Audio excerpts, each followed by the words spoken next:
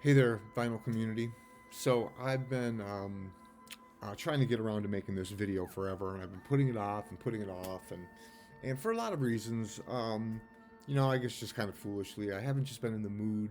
I haven't been inspired to make videos lately, and a lot of it has to do with everything going on in the world. But I don't want to get into any of that, and I want to do the Blockhead's Garage Rock vinyl tag, which I thought was a lot of fun, and I'm glad he did it this year, and appreciate him carrying that torch and doing it. Someone had to do it, and he does a great job, and he has a great channel. So if you haven't checked it out, you definitely should. Listening to some very ungarage rock like music right now from this soundtrack, very kind of library-esque soundtrack. Really obviously appealing cover, but soundtrack to a French film, French or yeah, I think French film, filmed in I think parts of northern Africa. Interesting film and a really beautiful soundtrack, but not very garage rock like, but I dig it, and makes for kind of good background music anyway. So anyway, what I liked about Blockhead's vinyl tag was that it was kind of short, so we'll kind of cut right to it and get right into it. The first question I think was a garage rock song or band from 1966, and 66 just forever in garage rock. I recently found this 7-inch, and yeah, this is from '66, and I think Lenny Kaye called oh yeah, kind of the definitive sound of garage rock, and on the Nuggets compilation, and yeah, great track and a killer band, and I was so glad to find this for really a great price. I mean, I didn't look on Discogs to see what it goes for, but I paid like $3 for it, so I was really happy to find it. And I'm going to kind of orientate this towards 7 inches because I kind of been getting into 7 inches. It's on that cool label. So yeah, that was a nice find for me, and yeah, glad to find that. The next one was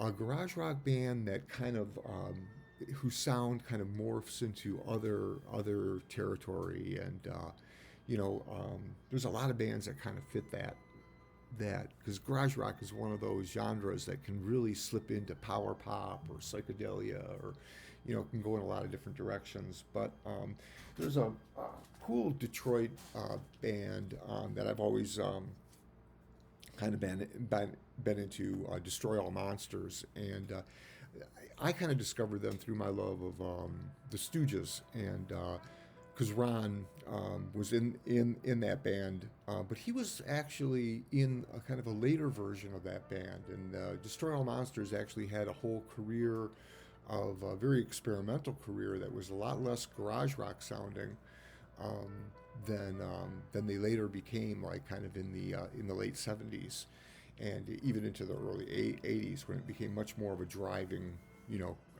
rock and roll sound. Eventually, that band, what was left over from it after Ron kind of took it over, became a band called Xanadu, and they only did one single, one it's a 7-inch EP kind of, and this is really a lot less garage rocky and a lot more just experimental, going off, taking kind of a punk sound and morphing it into a lot of interesting, adding kind of psychedelia, adding noise and experimental elements, avant-garde, and really coming up with kind of something really unique. A pretty tough single to find. I was so glad to actually discover this, and bought it locally. You can see there's a great.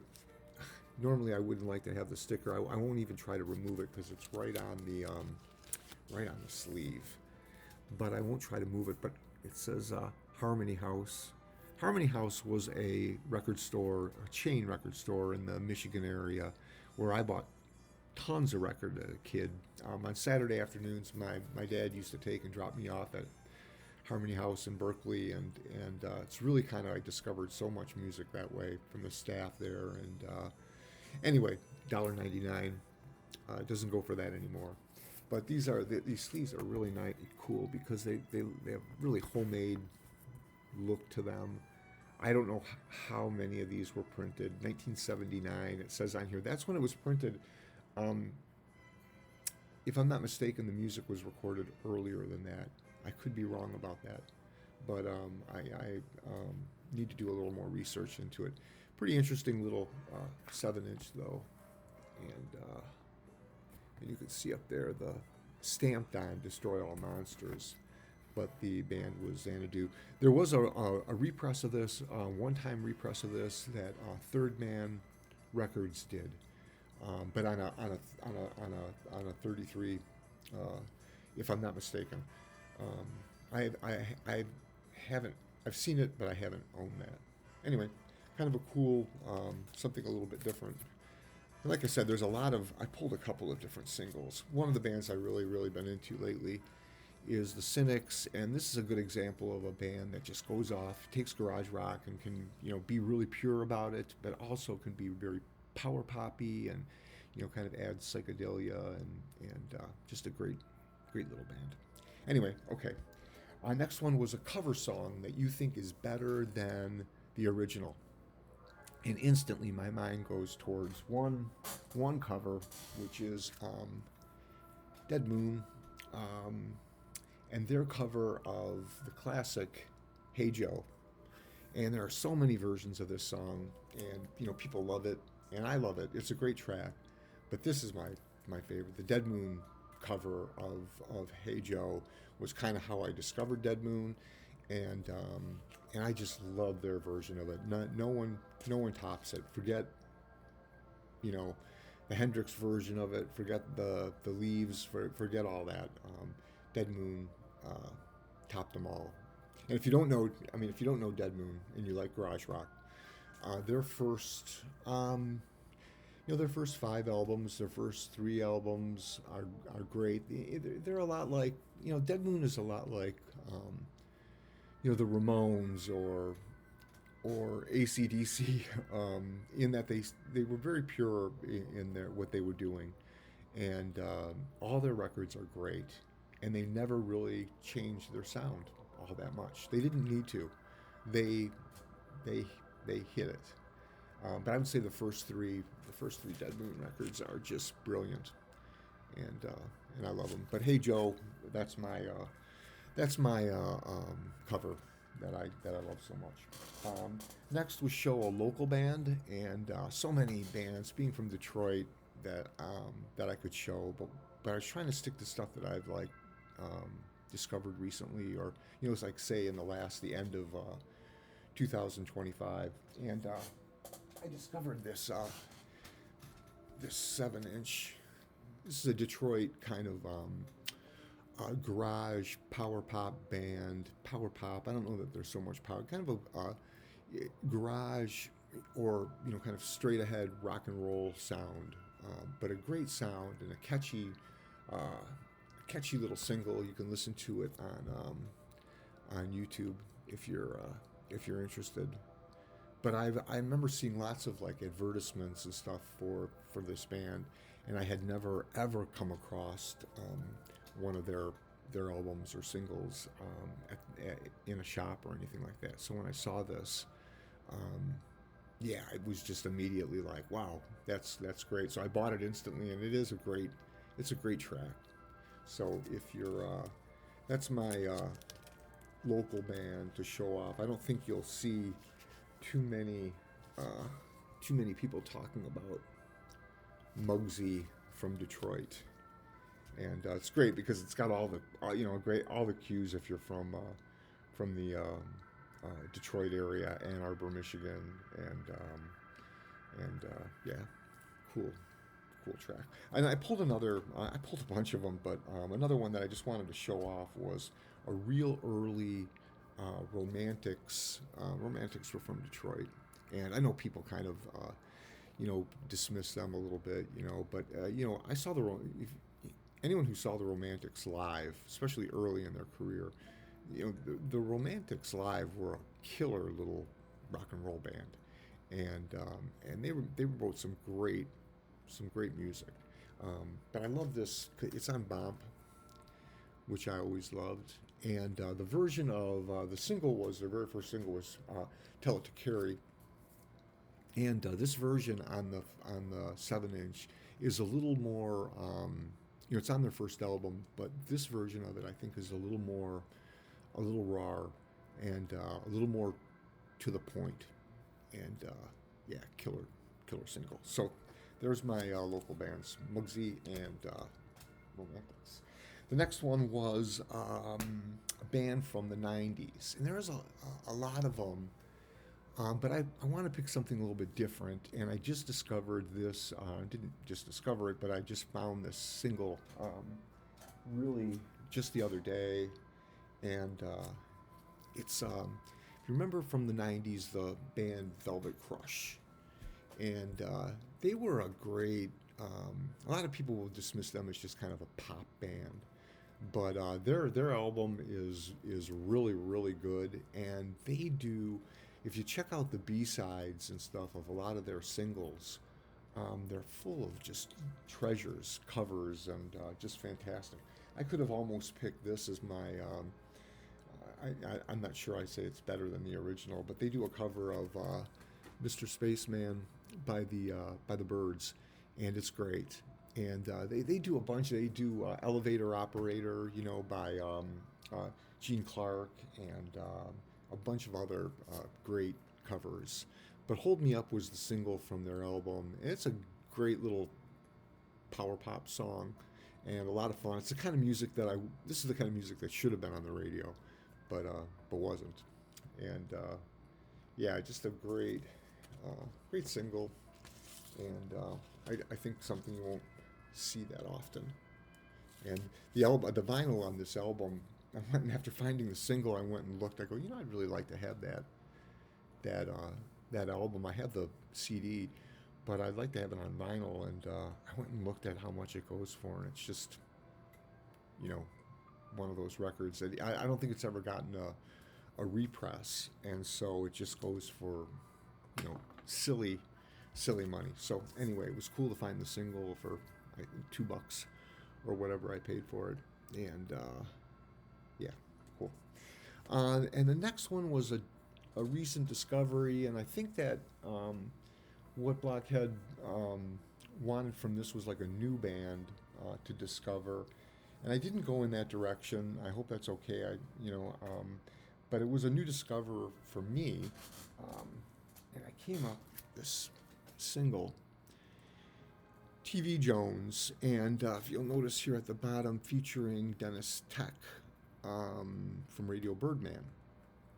And this has kind of got an interesting history, and it's a little bit ambiguous. Like nobody really knows like the full story on this.